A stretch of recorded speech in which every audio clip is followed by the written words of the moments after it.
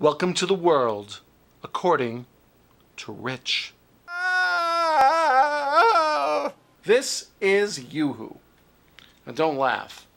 To me, this was the elixir of my childhood.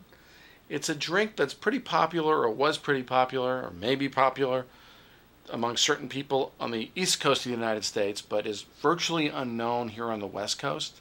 You can get it if you're lucky. If the supply lines are good and you know the places to find it, you can get Yoo-Hoo. As you see, I've already finished my Yoo-Hoo. It's a chocolate drink. It's not a chocolate milk drink.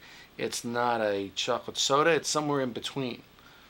But it reminds me of my childhood, and more specifically, it reminds me of the beach in New York, Jones Beach on Long Island, which was one of the places we used to go when I was a kid. There are certain smells, tastes, and textures that remind me of particular times and places in my life. Another thing that reminds me of my childhood, strangely enough, is the smell of cigar smoke.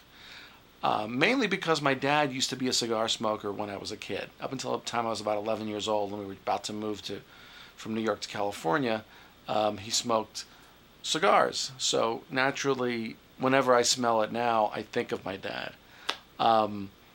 Finally cut lawn. Well, here in California, we don't have a lot of lawns the way they have back east because it's an arid climate. There's not a lot of rain. Lawns don't do too well, so we have other alternatives instead of a traditional grass lawn.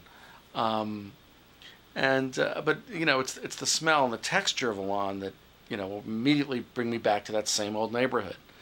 And then there's this. This is one of my first movie cameras, my Super 8 movie camera.